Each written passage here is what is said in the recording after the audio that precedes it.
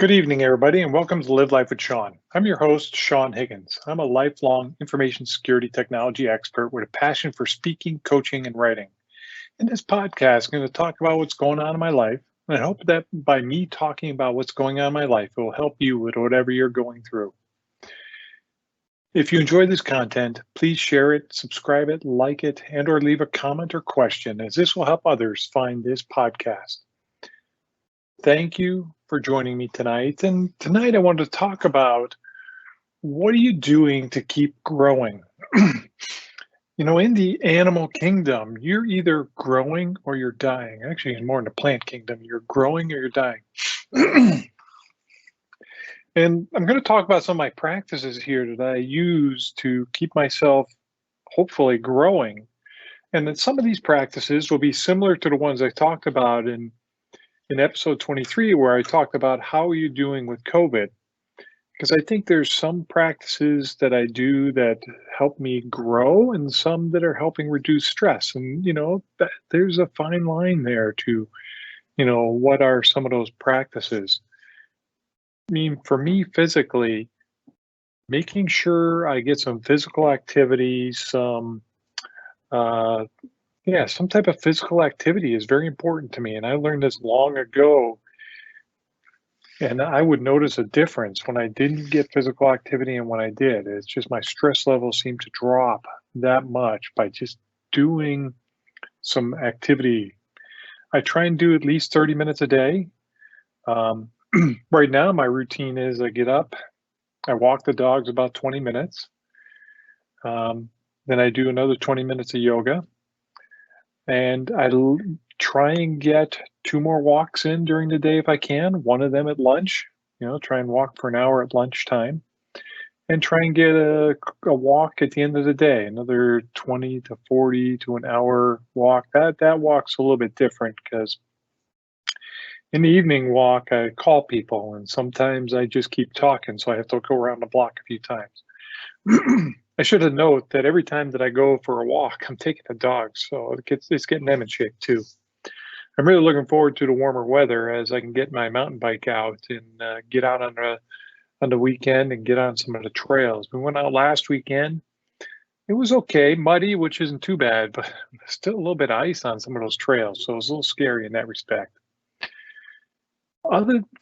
That's from a physical point of view. I like to get my body moving, like to do things, like to be active. From a mental, emotional state, one of the things that really helps me is I love to write. And I will usually, sometime between my morning walk and yoga, I'll sit down and write. And sometimes it's very powerful in what I write, and sometimes it's just helping me work through, which it actually is very powerful, through what's bubbling up in my mind. I sit there and I just write, and sometimes I have to write like 3 or 4 times and just kind of say why and this and ask more questions. And then sometimes at the end of my writing, I get this aha moment where, oh, I didn't know about that. And it's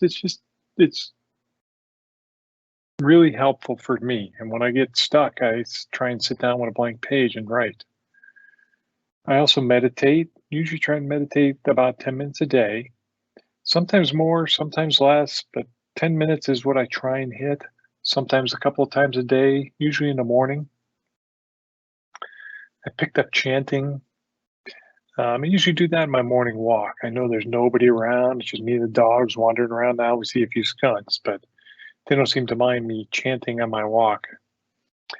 Another way that I fill my mind is with podcasts and audiobooks, and I kind of bounce back and forth between these two. I usually, if I'm going on my walk at lunch, I will listen to either an audiobook or a podcast. Some of the podcasts I've been listening to recently, I've been listening to Dare to Lead by Brene Brown. I love Brene Brown. She's one of my favorite authors. Matter of fact, I have listened to many of her books, purchased a few of them. I became a Brene Brown by listening to her TED Talk about the power of vulnerability. where she talked about how important it was to just be vulnerable, to be truthful, to be open. And the follow-up one, Listen to Shame, was the beginning of that one is hilarious. And because in the Listening to Shame, the first thing she talks about was her vulnerability hang up from doing the first TED Talk. Oh my God, what if somebody listens to it? Maybe I can go and stop them from posting it. Maybe I can do this. Just the stuff that went through her mind. And I'm sitting there going, oh my God, that's the same things that I go through in my mind, especially when I post this podcast and somebody comes up and notices that I've done the podcast. I get a little freaked out. One of the things I love about Brene Brown's Dare to Lead series is she's having deep conversations with people. Former President Barack Obama, she had talk on leadership. Simon Sinek, who's the author of The Infinite Game. I talked about The Infinite Game on episode 25.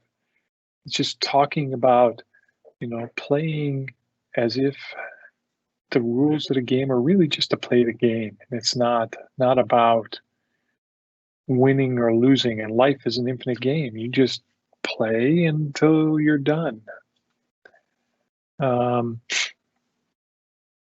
Jim Collins is another one that she talked to, and Dr. Sarah Lewis. And both of those are authors that I'm going to dig into some of their stuff and maybe do a future podcast on them. Now I'm blanking on the stuff that Brene and Sarah talked about, but it was just fascinating. And Jim Collins has the Good to Great book, and I haven't listened to that one. And the B 2.0 are two books that I put on my list that I want to get through and listen to. The other podcast that I've been listening to a lot is Renegades Born in the USA and this is with Bruce Springsteen and former President Barack Obama. Just talking about how their lives were different and similar, some of the things they went through, how they're feeling about what's going on now in the USA. It's good to hear two men talking about it from different perspectives, but finding common ground. And it's just amazing how they talk about how they came together and things they've done together. On the audiobook side, I've listened to The Deficit Myth by Stephanie Kelton. I talked about that in episode 20. And that was talking about how we believe that the government should be run like a household, meaning balance the books. Stephanie puts forward a theory that the government doesn't need to balance its books. It can print money because the US government, like the Canadian government, are sovereign countries. They have a currency, and all they need to do, if they want more currency, they just print it. Now, she does talk about some limits in that, and you can listen to the podcast for some details, but part of what she talks about, the limits in there are, once inflation starts to go up, you're probably printing too much money. There's probably some other things, but was the gist of it. I mean, trying to summarize it here in a quick one. Another book that ties in with the deficit myth, and then in episode 20 was the one by Andrew Yang, The War on Normal People. And that first part of that book just really freaked me out because that book talks about how the shift in technology is going to put people out of work. And it's scary to think about that. And then thinking about what do we do with those people? You've got people and he points out long haul truckers who may be replaced by automated trucks, travel. These people are, 40s and 50s. You're going to retrain them? You've done an awful job of retraining people as a government. What are you going to do with them? And if you take away their livelihood, how are they going to feel? I think we're going to have a lot of depressed people, and I'm not certain what we're going to do about them.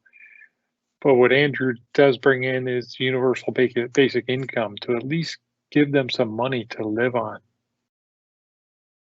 You know, that's another point there is, a lot of people, a lot of people's livelihood or their reason for living is their job. Gives them something to do. What happens when that goes away?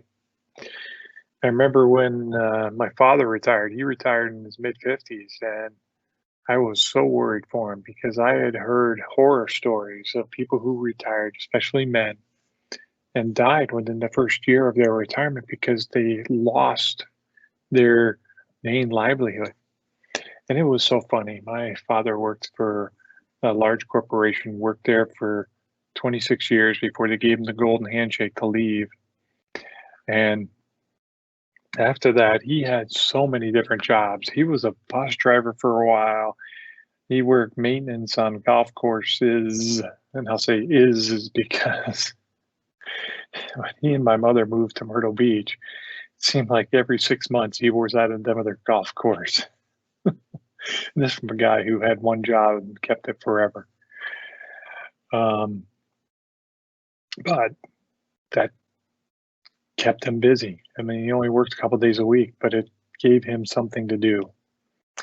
Another book that I listened to recently is The Four Agreements by Don Miguel Ruiz. And I talked a little bit about on episode 24. And these are 4 agreements to live by.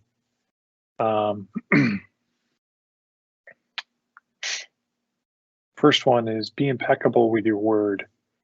It just means, say what you mean what you say, and be careful with what you say, whether you're saying it to somebody or to yourself. Those words do impact the person. So you want to be impeccable. You want to be very truthful with those words. Don't take anything personally. What people are saying to you is their perceptions, and you don't have to accept them. Okay? It's their world. They're talking from their perceptions. You don't have to take it on. Don't assume. Don't sit there and if somebody says something, assume you understand. Ask questions, get more information. And then finally, always do your best. I've listened to that book a couple of times, and then each time I make sure I make a concerted effort to sit back down and make sure I review those 4 agreements and how I'm doing in my life. A book that I recently picked up is A Crisis Wasted by Reed Hundt. And this book is about the decisions that Barack Obama made prior to taking over office, and how that shaped what happened while he was president. And this is a long book. It's 12 hours long. I think I'm a couple hours in. It's fascinating, all this stuff. Right now, it's really leading up to him getting together to set his agenda for when he's in office. So it's fascinating. I think that another thing that is causing me to grow is this podcast. My podcast, Live Life with Sean, and I have another one, Kickstart Your Week.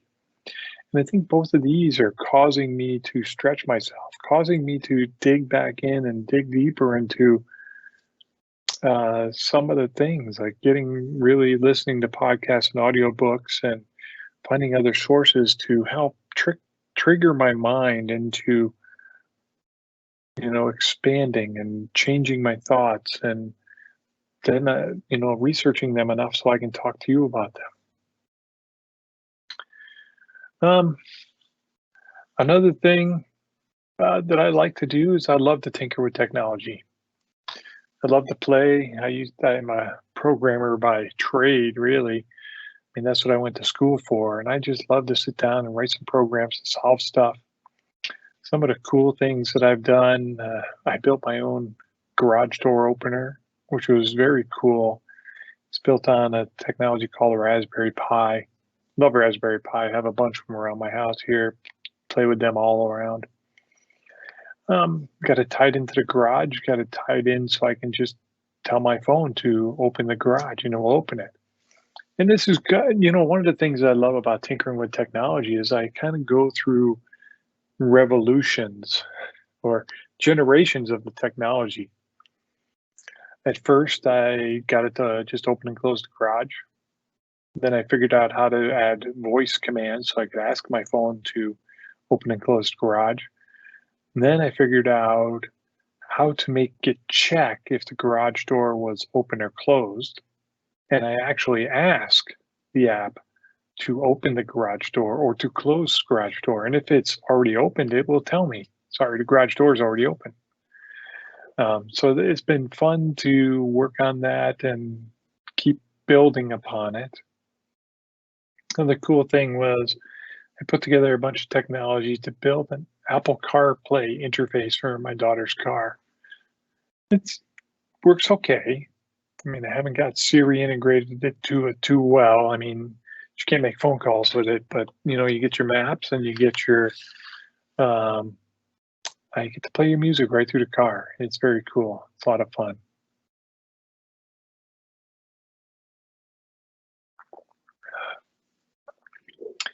I like to take programs.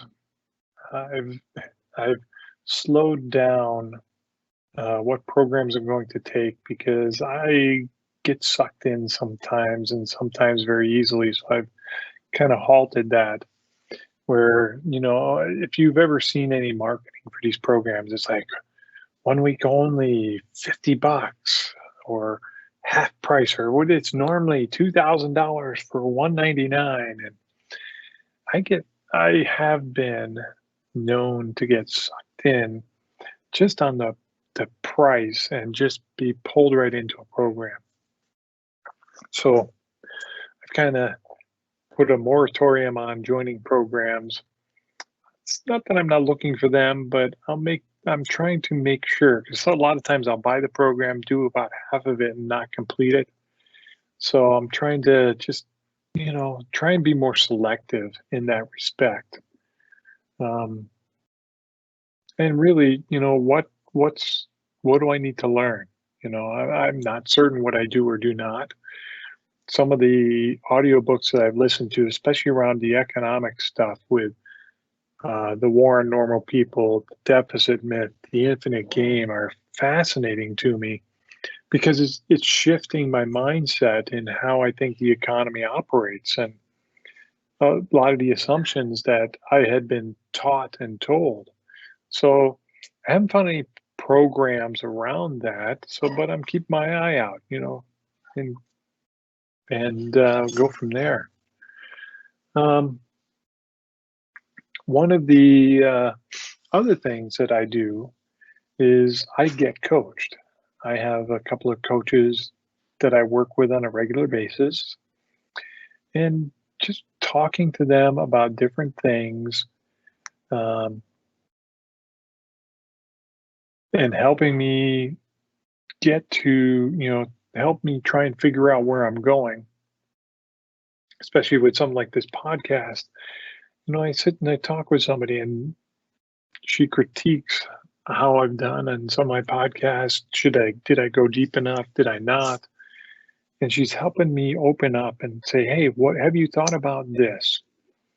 Have you thought about this? And, then I'll go down that track and, sometimes it will pop up and say, okay, that's going to be the next show. Or, because there's a couple of ideas that are kind of brewing that I just haven't nailed down yet.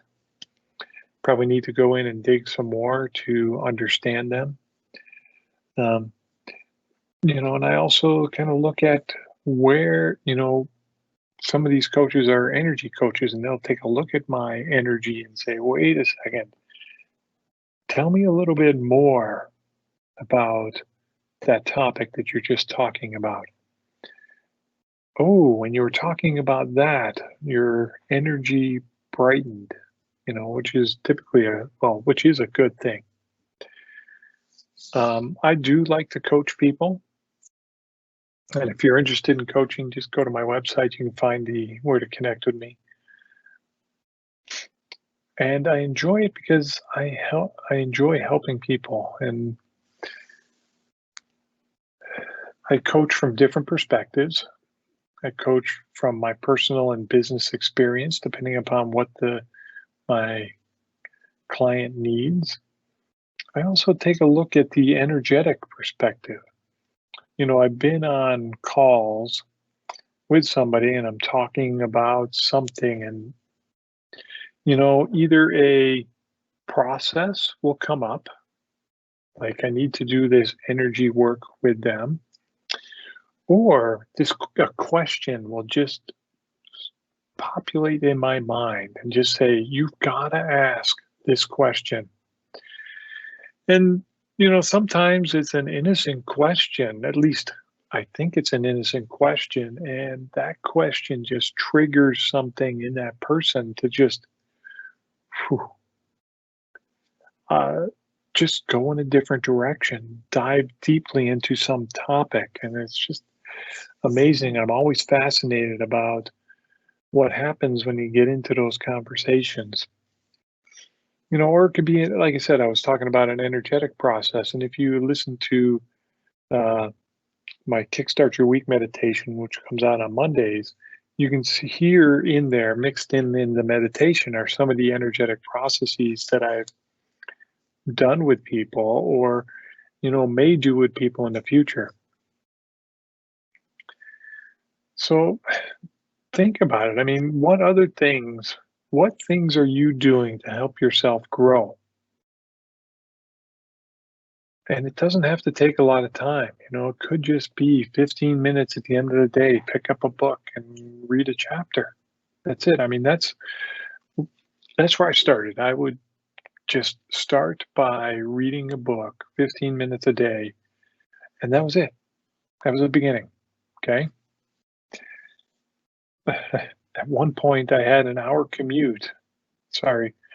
train ride to the office. I had a bookshelf bigger than the one behind me, full of books that I read on the way to the office. So, just try and find the time to just start with something little. You don't have to go save the world. If you don't work out today and you want to work out, walk to the mailbox. Walk to the mailbox and back twice. Okay? Start. Get a dog. Borrow the neighbor's dog. I mean, you should see my dogs. When I get them up in the morning, they're ready to go. Actually, it's funnier at about 4 or 5 o'clock when I'm getting them ready to go for a walk. I mean, I have a Jack Russell, and she just kind of shows up in my office like, it's getting close, isn't it? And when I pick up those leashes, man, they go bananas. It is just unbelievable. And, maybe that's what you need is you need a walking buddy, whether it's a dog. Well, okay, cats aren't, kind of leash worthy. Um, sorry, got this funny story. So I was walking the dogs one evening, got to the mailbox, and something happened, and the collar came off the Jack Russell. And we were probably a couple of blocks from home. And I'm still fighting with the mailbox. And I'm like, wait, but I'm also on the phone with somebody trying to manage the mailbox, and the dog just starts walking home. And she just kept walking, and I get the mailbox closed, and there's not much I can do here other than follow the dog. Matter of fact, she walks past a couple who were walking towards me and kind of looks at them like, what are you doing? And just keeps walking. It's funny, she walked all the way home. Didn't just honor it like she was in her own world. Okay, she's 14 years old. So she can do what she wants some days. Plus, she's deaf, so I couldn't really yell to her and tell her to come back. And just kind of like, okay, we'll wait and see. But start small.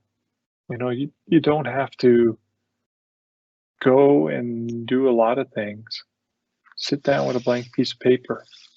Just write whatever comes up. I have journals in the basement. Luckily, I shifted to computer. Otherwise, I'd have lots more journals in the basement filled with just random thoughts, Uh, and again, I would read for 15 minutes, write for 15 minutes, and sometimes I would alternate nights, and that's how I started. Nothing, just, and it doesn't have to be the books like I'm reading, like The Infinite Game or The Deficit Myth. Just find something you're interested in. One of the first books on personal growth that I read was Stephen Covey's The Seven Habits of Highly Successful People. And I've read that one about 4 or 5 times. And I think that started me on my journey for personal growth in books. So,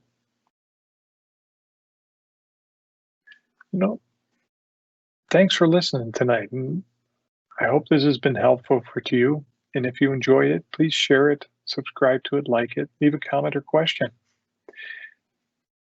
And if you'd like to just have a conversation with me, I mean, I have my evening walks. I usually put music on and I head out the door, and then a name pops into my head and I give that person a call. And, some of my best evening walks are those walks that I go on and I don't even listen to a song. And that's because I'm talking to somebody, making those connections, having those conversations. If you need somebody to talk to, let me know. Again, thank you for joining me tonight. And until next week, I hope you have a wonderful week and I hope you're moving forward and growing. So have a great week. Bye now.